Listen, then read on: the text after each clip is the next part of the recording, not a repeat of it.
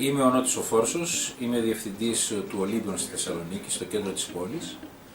Είμαι υπάλληλος του Φεστιβάλ Κινηματογράφου Θεσσαλονίκης, από τη στελέχη θα έλεγα.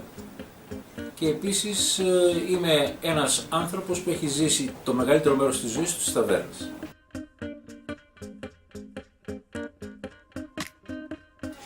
Εάν θέλαμε να πάμε για φαγητό, επειδή είμαι σε μια φάση που η τσέπη μου με στενεύει, θα ήθελα να πάω κάπου φτηνά και θα έλεγα κάπου που να μπορέσω να φάω καλή ποιότητα με χαμηλή τιμή. Ένα τέτοιο μαγαζί είναι τα τάπας που έχει ανοίξει η Αγορά, το κατάστημα Αγορά, το οποίο είναι γενικά ένα καλό μαγαζί της πόλης, ή τουλάχιστον ήταν ένα καλό μαγαζί της πόλης, στέκει μάλιστα και το φεστιβαλικό.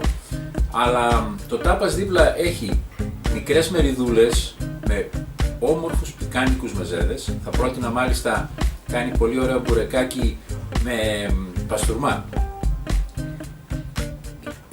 Πληρώνεις μεταξύ 8 και 10 ευρώ πίνοντας και το τσίπουρό σου. Πρέπει να σας πω ότι δεν είμαι υπέρ της μαζικής διασκέδασης, αλλά από την άλλη μεριά οτιδήποτε λειτουργεί σε μαζικό επίπεδο έχει ένα ενδιαφέρον. Συνεπώς εγώ θα έλεγα ότι το πιο ενδιαφέρον αξιοθέατο για να πάει κάποιος στη Θεσσαλονίκη που δεν έχει τι να κάνει σε νυχτερινή ζωή, να πάει στην Τούμπα να δει ένα μάτσι με τον ΠΑΟΚ. Δεν ξέρω αν θα σας το έλεγαν πολύ αυτό, αλλά θα ήταν μια εμπειρία. Και μάλιστα θα πρέπει αυτό το μάτσι να είναι με κάποιον δυνατό αντίπαλο για να απολαύσουν μέχρι τον πάτο όλο αυτό που συμβαίνει εκεί μέσα.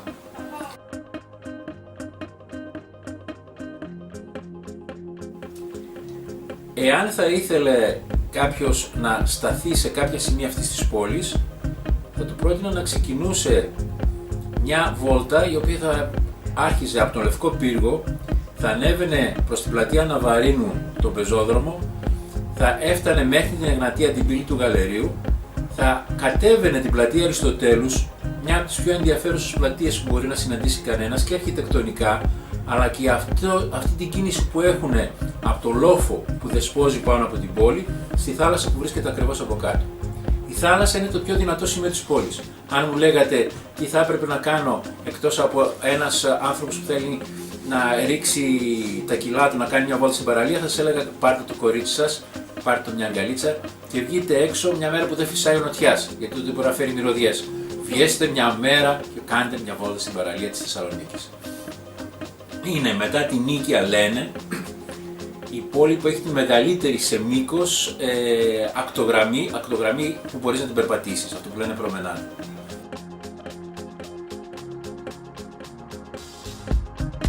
Μια βόλτα στη Τζιμισκή να δουν τα κορίτσια της Θεσσαλονίκης. Τα ομορφότερα κορίτσια. Παλιά λέγανε αυτοί που ανεβαίναν στο φεστιβάλ ότι ερχόταν γιατί η Θεσσαλονίκη είναι μια ερωτική πόλη. Μια ερωτική πόλη, πώς θα τη δείξεις? Ο έρωτας δεν μπορεί να καταγραφεί. Μπορεί ίσως μέσα από την ποίηση να εμφανιστεί. Αλλά πιστεύω ότι ο έρωτας περνάει καταρχήν από τα μάτια. Κάντε λοιπόν μια βόλτα στη Θεσσαλονίκη χαλαρά, στη Τζιμισκή. Σάββατο απόγευμα. Άνοιξη. Βγαίνουν τα κορίτσια με τα μίνι τους, με τα μπράτσα τους ελεύθερα. Κάντε μια βόλτα λοιπόν, θα συναντήσετε το πιο όμορφο θέαμα. Αυτή την πόλη. Μπορεί να είναι και άλλες πόλεις που έχουν όμορφες γυναίκες. Και ίσως και πιο προκλητικές. Γιατί έτσι είναι, ας πούμε, εκεί η τόπος. Αλλά έχουν μια όμορφα που βγαίνει από μέσα τους στις γυναίκες. Πρώτα θέλω να πω το εξής. Καλά θα είναι να μην συγκρίνω το φεστιβάλ ντοκιμαντέρ με τα υπόλοιπα του πανευρωπαϊκά, παρόλο που είναι ένα από τα καλύτερα. Ας το πω και αυτό. Θέλω να πω τι ρόλο παίζει μέσα στην πόλη.